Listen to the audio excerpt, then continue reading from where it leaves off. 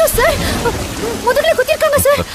என்ன நிறைய பேர் முதுகுல குத்தி இருக்கானுங்க, பழகிடுச்சு. போயிட்டாரு.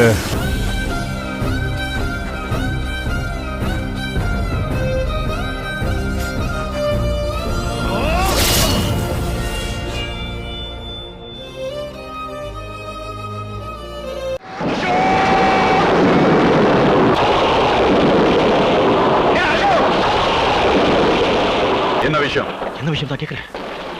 ஏதோ ஆத்தத்துல நான் உங்க அப்பா அடிச்சேன், அதுக்கு நீ என்ன அடிச்சிருக்கலாம், துண்டு துண்டா வெட்டிருக்கலாம். அதுக்கு பதிலா அப்பா கண்ண கோயில் இடிச்சு தரமட்டமாக்கிட்டா பாவி. இத பார், உன் வீட்டை இடிக்க வேண்டிய நிலைமை இடிச்சாச்சு. அதுக்கு உனக்கு என்ன நஷ்டம் வேணுமோ வாங்க. நஷ்டம் கொடுத்தியா? கொடு.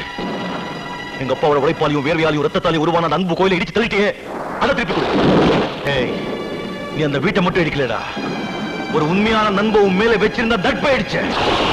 நம்பிக்கை வைக்கிறோமோ, நாம செத்தாலும் அவங்க வாழணும்னு யார நினைக்கிறோமோ, அவங்க நம்ம முதுகுல ஓங்கி குத்தும் போது உசுருக்குள்ள ஏறும் பாரு ஒரு வலி. அந்த வலிக்கு முன்னாடி என்ன சொன்ன? புடுங்கிருப்பியான்னு கேட்டேன்.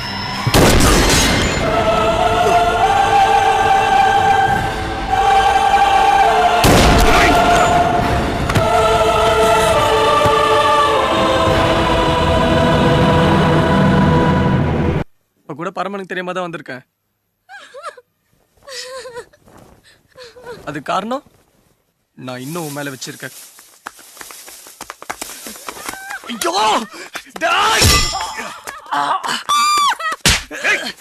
என்னடா துள்ற?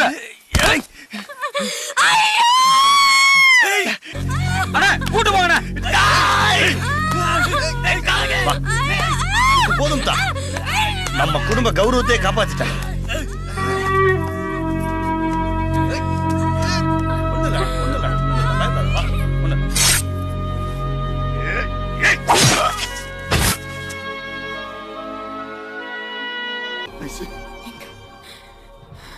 இங்க எல்லாமே தப்பா இருக்கு தளபதி.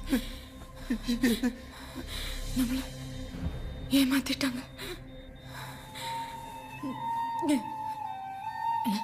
ஆஸ்பத்திரியில போற கடைசி உசிர என் உசிராவே இருக்கட்டும்.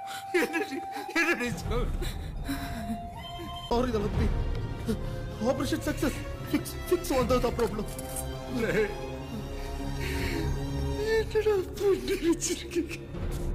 எனக்கு ஒண்ணுமே தெரியாது தளபதி, எல்லாம் டேனியல் தான்.